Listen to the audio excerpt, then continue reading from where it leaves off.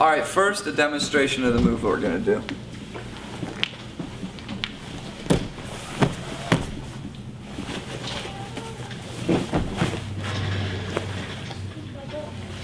So, double underhooks is a very wonderful passing situation, mainly because it's ease of entry. That's the number one reason. Number two is it's really good for those flexible spider guard guys.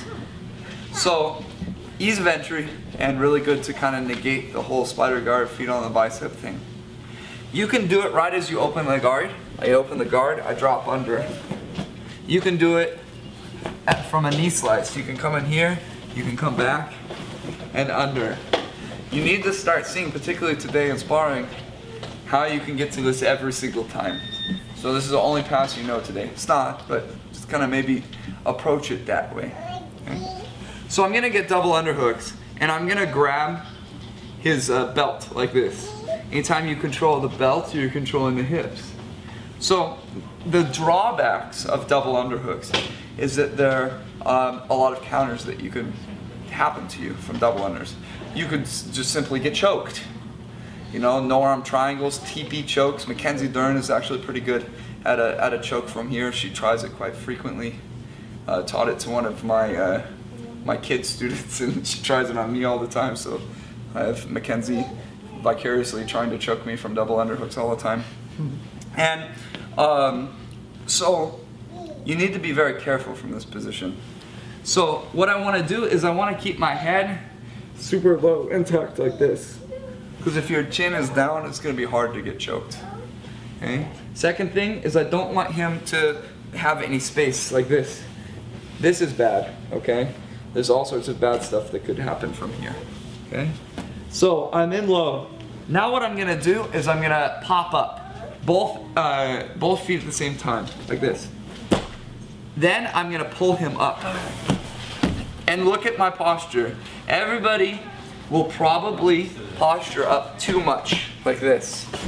I'm going to be really low. You see this?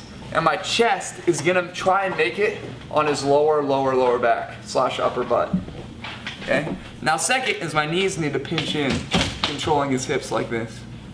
If you've ever watched any Michael Lange matches, it seems to all be double underhooks. Everybody's trying to really like pull him over to turtle and stuff like that. I think for guys like him, this is a wonderful option, which is going to the leg drag. What I'm going to do from this position is I'm going to make a thumb in grip. Thumb in grip, just like any old thumb in grip. Then I reach over and grab the gi. Now here's the trick. You have to back up. Back up, and we go to the leg drag position. Look, when the leg drag is not tight, you need to hook under his leg like this. You see how I'm extending it out? When the leg drag is able to be compressed his leg a little bit more, even better is bringing this knee through like this. So it kind of depends on how good you can do it, the leg drag. Now, once I come over, I get my leg drag grip, I grab his collar, and then settle in the position. For this one, we'll grab the belt right here. There's a couple of different ways that you can do it, belt or pads down here with this hand. So, from the beginning, I break grips, maybe De La Hiva, break grips, drop into the double underhooks. Lots of different ways you can get it. Protect your neck, protect yourself by keeping tight. Now, I pick him up, pinch my knees, and get my chest on his back. Now, 4 fingers in, grab on the outside. Now back away. Leg drag. Look, I gotta secure his leg with my armpit. I grab his collar. Now his leg is caught with my arm. Okay. Now you have the pass. And the benefit of the leg drag for those newer is that this position, as opposed to side control, tames his initial explosion. Because he has 2 options from here. One, he can do a hip escape. Hip escape into me. Go ahead. And it tames that motion because he just throws you into side control when he does. 2 is he can go away, turtle away from you. So when he turtles away, you can slip in the hook a little easier because you're in a great position to do so. Okay? So the leg drag position. And the leg drag is kind of like the double underhooks in that you can get to it from many different ways. It's not just you're here and then you pull the leg across with the leg drag in there like that. Leg drag, like in this example, can be used from double underhooks. You can get it from everywhere, essentially. Anytime you're looking to establish a guard pass, leg drag is a good position in which to do so. So last time here, minimal instruction.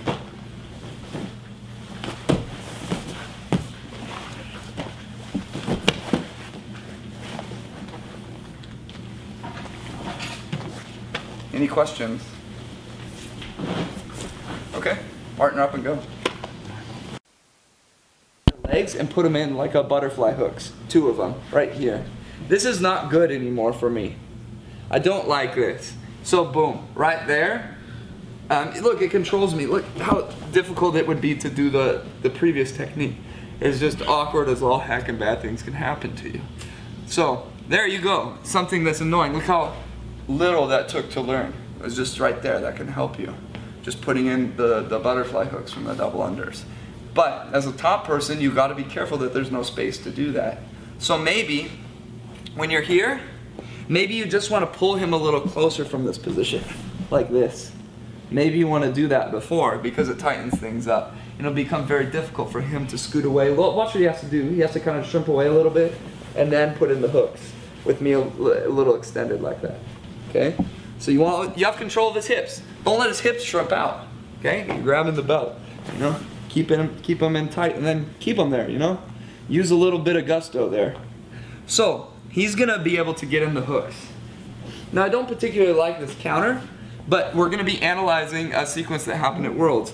One thing that you could try is you could try to sprawl out of these right here. So I'm gonna sprawl backwards, and then I'm gonna try and kick one leg, and then free myself, okay? You could kick one leg and then kick the other and try and come back in, but you need to get out of this situation. So I sprawl, kick your leg on the inside, and maybe then you could switch to an over-under pass or something like that. Okay? So here's what you're gonna do. You're going to stand and open the guard in our standard academy way. Like this. Grab the gi. Get your posture. Knees about this far apart, butt low. You're gonna grab the sleeve and stand. Don't bend your arm as you stand. Go all the way up. Palm up, elbow on the inside. Push his leg. Now right away, go to the double underhooks. He's gonna be able to get this butterfly guard position from the double underhooks, and then you're gonna try and sprawl out of them. That's it. It's not that I want you to do this necessarily. I'm just trying to teach you the sequence that we're going to learn and to increase your understanding of the position. Like the whole butterfly thing, it's not like we're even learning like a real counter. And this sprawling out of it, it's not even like we're learning a real counter. It just could happen. Something to be careful of from both top and bottom. Okay? That's it. Okay? Questions? In this match, Buchecha versus Bernardo Faria, it's kind of an interesting match. Let me tell you a little bit about each one. Bernardo Faria is a top tier guy. He's very focused in what Jiu-Jitsu he does. One might say one-dimensional, but I guarantee you he's well-rounded, but just doesn't come out in competition setting. He does deep half guard, sweep. You could probably call it the Bernardo Faria sweep and rest easy. Everybody will know what you're talking about, which is from the deep half guard, feeding lapels, getting double underhooks, and then he bridges and comes on top, and he ends in double underhooks on top. So he's very, very good at passing the double underhooks. So that's kind of his MO, is deep half guard and double underhooks passing, and kind of variations of the double underhooks like over, under, etc.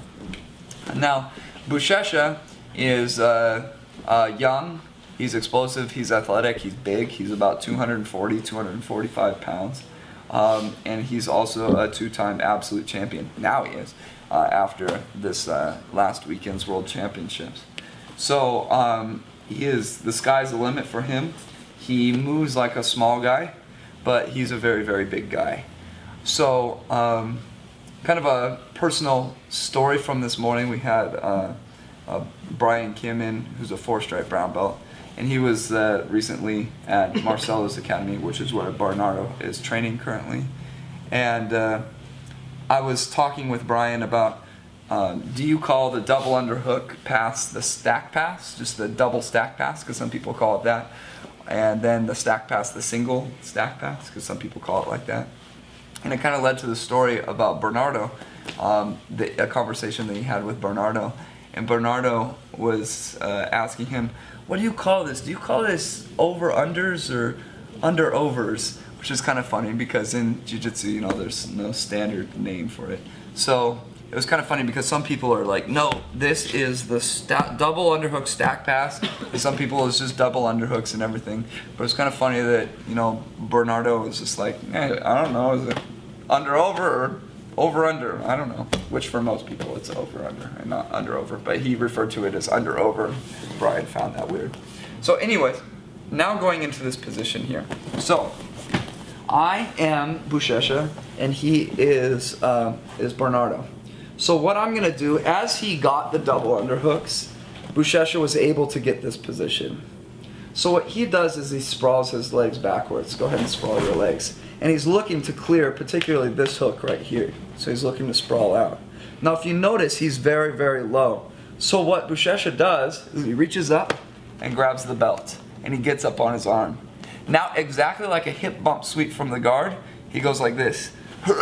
He doesn't quite get him all the way over, but it kind of is not comfy on his double underhooks because I can start to pull my leg down and break his double underhooks. Then what happens is he sprawls backwards and he comes into like a double leg situation. Go ahead, come into a double leg, and then we're here. And he actually ended up getting to the side and getting the on belly. Okay. So if your opponent, what we're going to get out of this, if your opponent from the double underhooks position is fully sprawled out, you can grab the belt and get up and take advantage of that. Okay?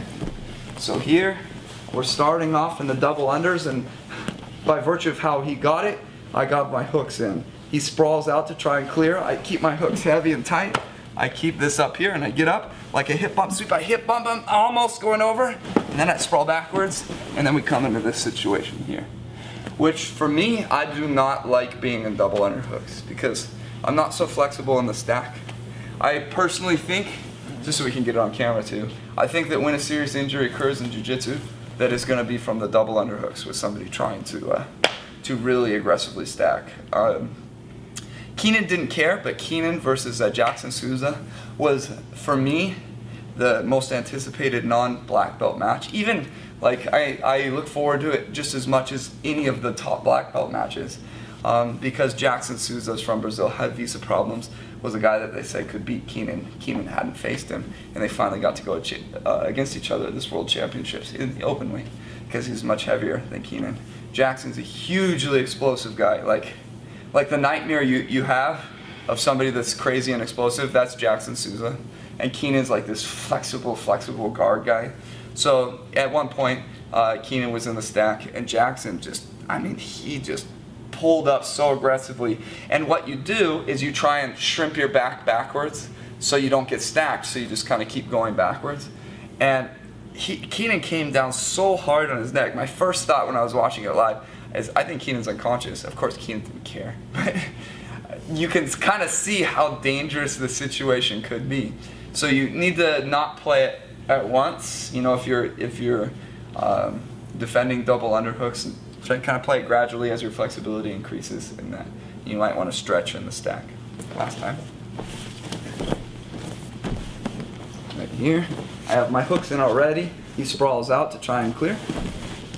Good job.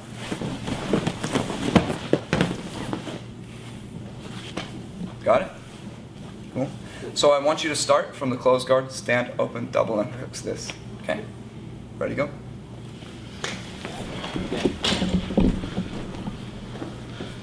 Alright, so this situation, Bernardo's on top. It's exactly what we just went over.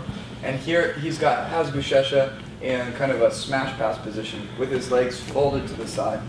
Buchecha is going to roll and recover guard, and Bernardo's going to catch double underhooks as he rolls, and it'll be with both of the butterfly hooks in as well. You'll see Bernardo sprawl and try and clear the legs, but his body is too sprawled out. There's not enough weight on him to control him from sitting up. So he grabs the belt, sits up in a hip bump situation. He comes to that kind of single leg, gets up and kind of comes to that double leg kind of situation, and then he tries to get around to the side. He eventually does and gets an interesting reverse knee under.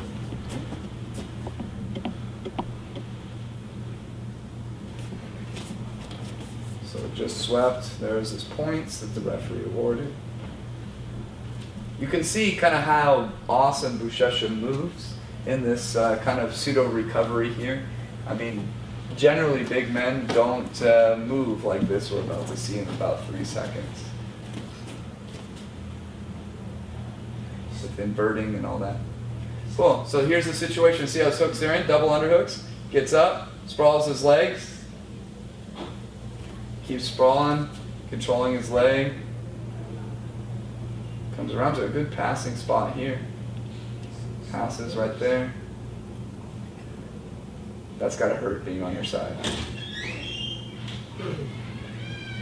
You got points.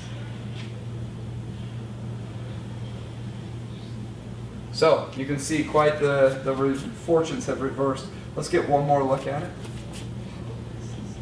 By virtue of that move is what started it all. Give it about 3 more seconds. 3, 2, 1. He likes to play from that upside down position a lot.